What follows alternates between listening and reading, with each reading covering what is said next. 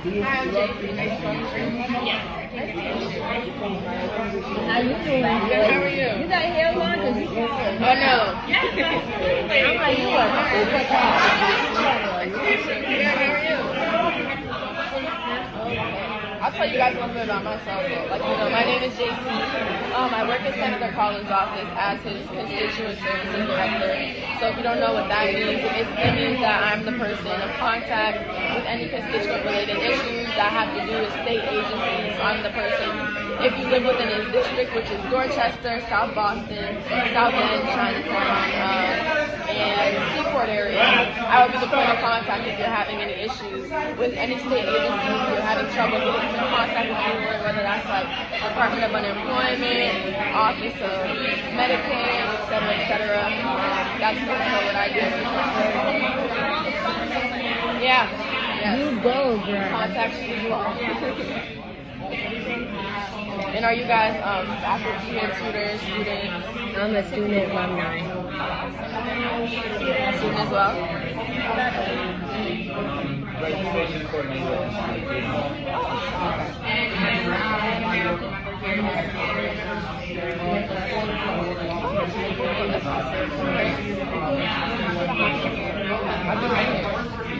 Yeah, so we were just talking about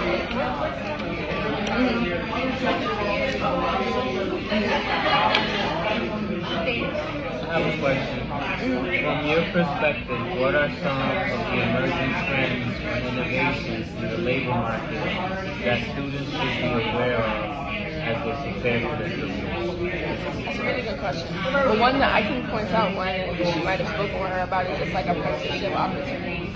That's something that I graduated from college last year, and when I was in high school, it was very much pushed that basically like a pipeline. Like after you graduate, you're going straight to college. And for me, I was conditioned that was the right thing to do, the right path to take. So I continued through it, but I had a little bit of difficulty trying to decide, what it is that I wanted to study. I changed my major 3 times in college because at the age of 18, they expect you to know what you want to work in and do for the rest of your life. And for me, that's just very unrealistic. And here I am working in a completely different field than I got my degree in.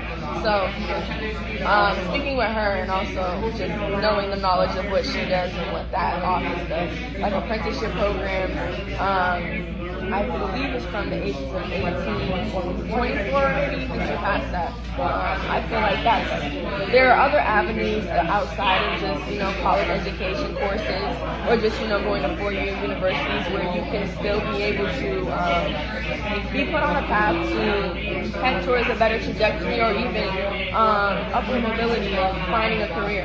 Apprenticeship, I feel like, is a cool area to do as well. Something that I knew about because it's primarily made for, students that don't really know what area they want to work in, don't know what specific title they want to work in, but they know that they need to get out there and get the experience to fill out what it is that they want to do. So I feel like that's a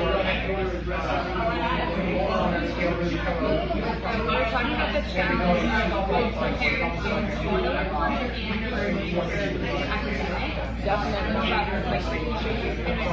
Also continuing your education. But I'm curious to hear more about that because I know that sometimes associates are prepared for the workforce, which is great, but can you make a living with that? Yeah. Right? And then You have to continue your education. You have to, because with me, I'm 43, old as hell. And I noticed I was stuck. I'm making money, but I'm not making what I need to make as everything else is rising, the cost of living, right? But if my education is not rising, then my money doesn't rise. I got a 28-year-old who makes more money than I make because he has a master's degree. Right. And I don't have a master's degree. So I'm like, you have to further something, even if it's not, like you said earlier, even if it's not a degree, you have to continue some type of training where it's some type of certification where you're actually certified. Even if it's like what you said, somebody said earlier that they're doing the mechanic program or something.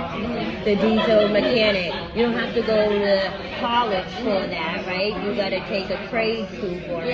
And it defeats all that money, that bill that comes after it. Because even though I appreciate going to college, right now my college was pretty much free for this, but now I'm continuing to Leslie University where it's not going to be free anymore, and I'm going to be getting those bills like my son gets. We get a monthly bill every month, and that's like worse than my car note. Right.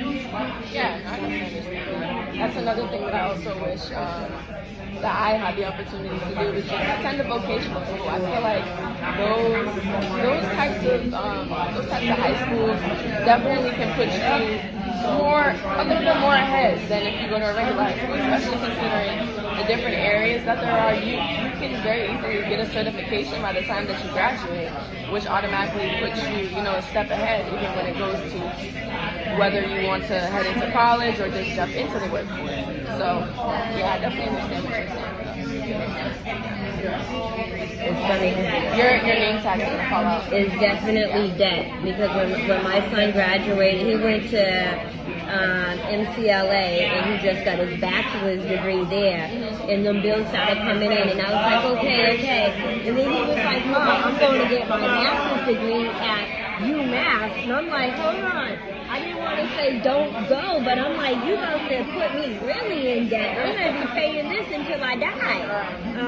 But then after he graduated, and I'm like, okay, well, where am I at now? Like, I can't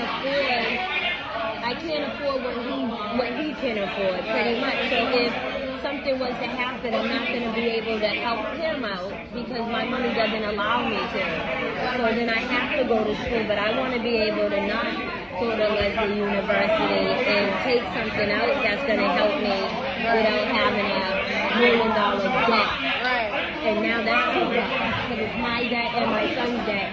And mind you, I got 2 other children, so I'm like, if they go to college... I know you're enjoying this party, but... It was nice talking to you guys. Nice talking to you too, Jayce.